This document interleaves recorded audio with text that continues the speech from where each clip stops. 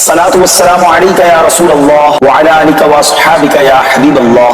الصلاة والسلام عليك يا نبي الله وعلى آلك وأصحابك يا نور الله.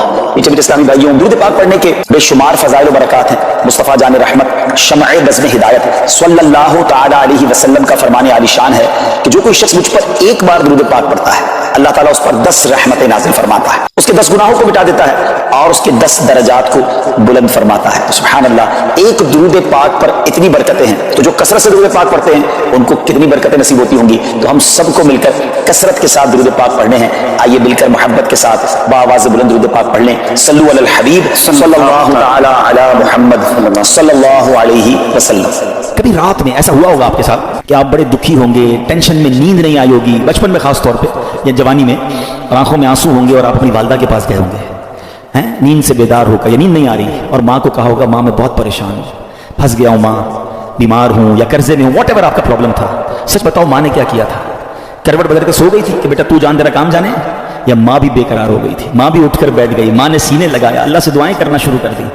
مجھے ایک بات بتاؤ، میں بستر سے اٹھ کر آنکھوں میں آنسو لیے جب ماں کے پاس گیا، اس ماں نے سینے لگایا. کبھی بستر سے اٹھ کر آنکھوں میں آنسو لے کر اللہ کے پاس جاؤ تو صحیح.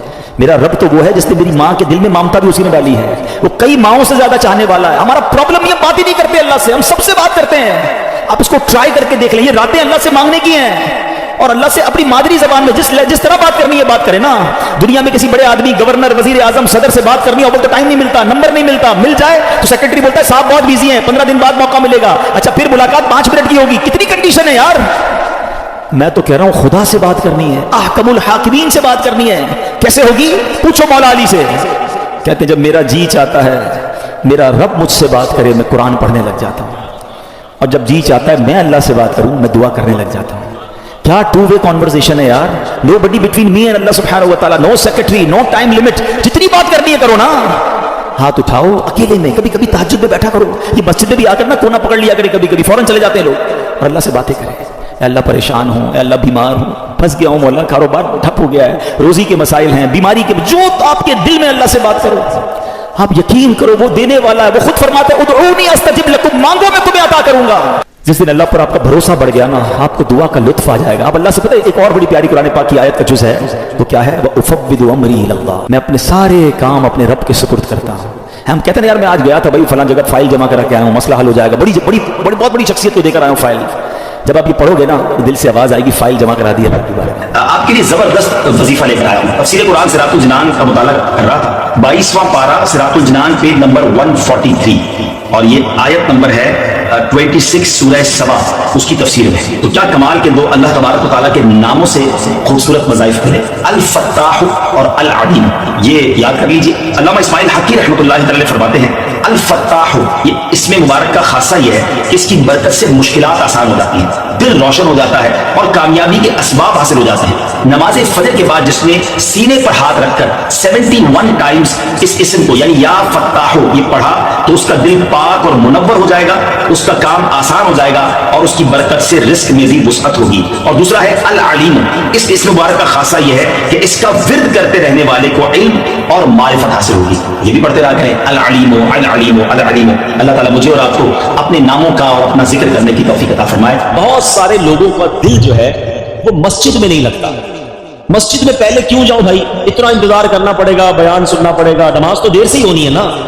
یہاں بہت سارے لوگ بالکل جماعت کھڑی ہو جائے اس کے بعد آتے ہیں، کچھ لوگ رکوع میں امام صاحب چلے جائیں پھر آتے ہیں، اور جیسی نماز ختم ہوتی ہے ویسی نکلنے کی کوشش کرتے ہیں. یعنی احساس یہ ہوتا ہے، وہ ایسا لگتا ہے، محسوس یہ کرواتے ہیں کہ مسجد میں لوگوں کا دل نہیں لگتا. اور روایتوں میں مومن کی مثال دی گئی کہ مومن مسجد میں ایسا ہوتا ہے جیسا پانی کے اندر مچھلی ہوتی ہے، فش ان دا واٹر. مچھلی پانی میں کتنا پرسکون ہوتی ہے، اور مچھلی کو پانی سے نکال دیں تو بے چین بے قرار تڑپتی رہتی ہے. مگر بدقسمتی کے ساتھ بہت بڑی اکثریت ہماری وہ ہے کہ وہ مسجد کے اندر اس طرح ہوتی ہے جیسے مچھلی پانی کے باہر ہے، بے قرار بے چین، گھڑی دیکھتے رہیں گے یا کب اذان ہوگی، کب جماعت ہوگی. کبھی امام صاحب 1 منٹ لیٹ ہو جائیں، 2 منٹ لیٹ ہو جائیں تو امام صاحب کو پکڑ لیں گے. اگر 2 منٹ آج آپ نے لیٹ نماز شروع کی، امام صاحب 1-2 منٹ لمبی نماز پڑھا دیں، دعا طویل کر دیں، اس پر اعتراض کرنے والے اعتراض کر رہے ہوتے ہیں حضرت آج آپ نے 2 منٹ لمبی دعا کرا دی. اللہ کے بندوں 1-2 منٹ زیادہ اللہ کے گھر میں بیٹھنے کو ملا نا. شکر ادا کرو. اچھا یہی بندہ باہر چائے کی دکان پر گھنٹوں بیٹھ جائے گا دوستوں کے ساتھ, وہاں کوئی ٹائم نہیں دیکھنا, مسجد میں 2 منٹ زیادہ کیوں گزرے اس پر اعتراض شروع ہو جاتا ہے. اس کا مطلب پتہ کیا ہوا کہ دل مسجد میں نہیں لگ رہا. جس کا دل مسجد میں نہ لگے وہ اپنے دل کا علاج کرائے, کیونکہ مسجد کس کا گھر ہے بتاؤ نا.